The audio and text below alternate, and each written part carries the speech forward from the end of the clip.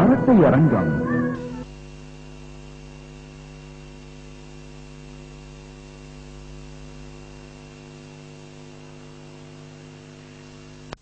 சத்தியமங்கலத்துல நாங்க பேச போற சப்ஜெக்ட் இதுதான்.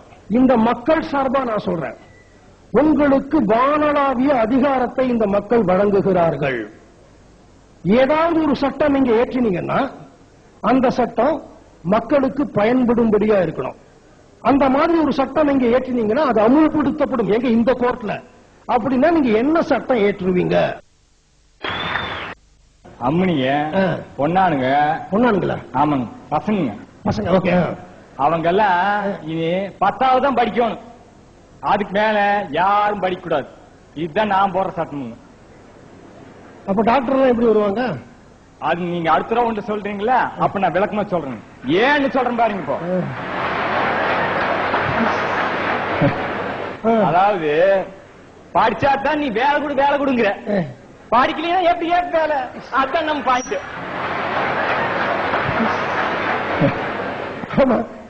நீங்க என்ன படிச்சிருக்கீங்க? நான் பிஎஸ்சிங்க.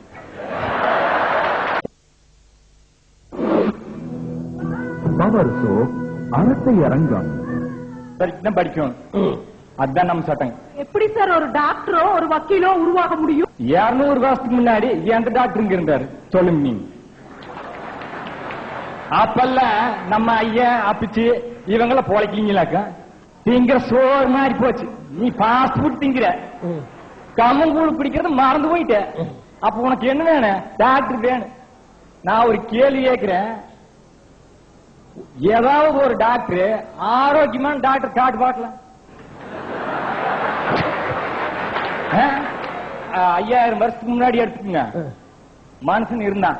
அப்ப எந்த படிப்பும் இல்ல, அவன் பொழைச்சாங்கல்ல. எப்படி பொழைச்சான்? இயற்கையை நம்புனான், வேலை செஞ்சான், சாப்பிட்டான், தூங்குனான், செத்தான். ஐயா ஒரு நிமிஷம், நீங்க என்ன வேலை பண்றீங்க?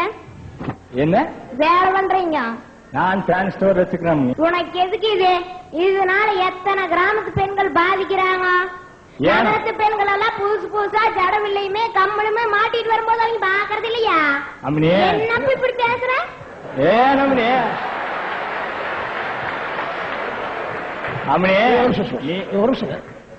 இப்போ ஏன் அவர் எதை திட்டினீங்களா நீங்க?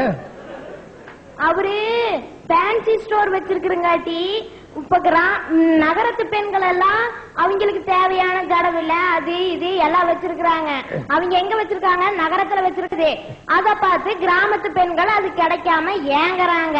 நீ முதல்ல போய் அதில் வித்து போட்டப்ப போய் 1 ஏக்கராவோ 2 ஏக்கராவோ நிலம் வாங்கி அது உழுது பயிர் செஞ்சு உழைச்சுக்கோ. நீங்க சொல்லுங்க, பாவம் பார்த்த கொஞ்சம் இல்லைங்க. அது நம்ம பொண்ணாட்டுங்க சொல்லிட்டுங்க, நம்ம பொண்ணு மாதிரிங்க. அம்மனி நான் ஒன்று ஐயனாட்ட ஐயன் சொன்னா அதுல ஒரு அர்த்தம் இருக்கேன். சும்மா ஜெங்கு ஜெங்குன்னு குதிக்க கூடாது. நான் ஜெங்கு ஜெங்குன்னு குதிக்கலீங்க. இந்த அம்மனி எம்காம் எம்பிஎல் பிஹெச்டி படிச்சிருக்கு. இந்த அம்மனி இந்த அம்மனிங்க சட்டம் போட்டு சொன்னா என்ன சட்டம் போச்சு? மார்கால் வாங்க சொல்லிச்சு. மார்கால் வாங்க சொல்லிச்சு இந்த அம்மனி. படிச்சு ஒம்பளைக்கு அழகா இது. நான் கேக்குறேன் ஐயா,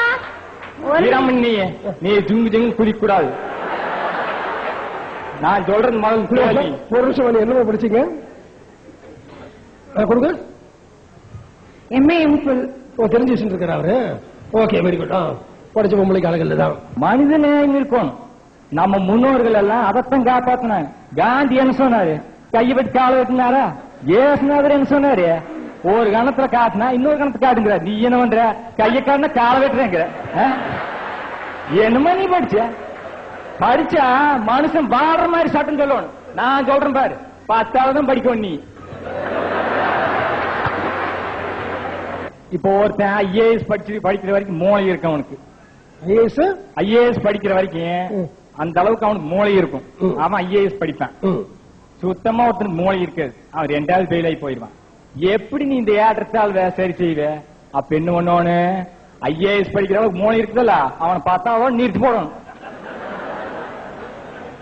அப்போ என்னாக ஏற்றத்தால வராது, எல்லாம் ஒரே படிப்பு.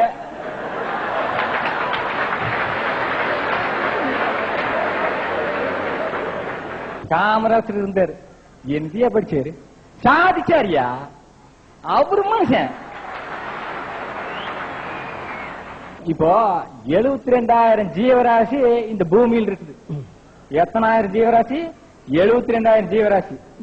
நம்ம ஒருத்தன் தான் பாஸ்போர்ட் லோராயம் பண்ற ஜீவராசி. மீதி ஜீவராசி எல்லாம் படிக்கிறது கிடையாது, சந்தோஷமா இருக்குது. அதுதான் முக்கியம் வாழ்க்கையில.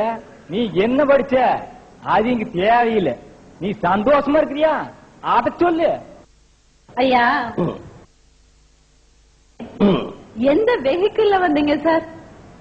கார்ல வந்தேன். எவ்வளவு மணி நேரம் டிராவல் பண்ணிட்டு வந்தீங்க? நான் தங்கி இருந்த ஹோட்டல்ல இருந்து ஒரு 10 to 15 minutes டைம் ஆயிருக்கும். 15 நிமிடம். அப்ப ரொம்ப டீடைலா சொல்லாதீங்கம்மா. சரி. ஏன்னா ஏற்கனவே பயந்து நான் உட்கார்ந்து வந்திருக்கேன், யார் வந்து எந்த நேரத்துல கடத்தின்னு போயிடுவாங்களோன்னு. ஓகே, 15 நிமிஷம் டிராவல் பண்ணிட்டு வரும்போது அந்த டிரைவர் லைசென்ஸ் வச்சிருக்காரான்னு கவனிச்சீங்களா?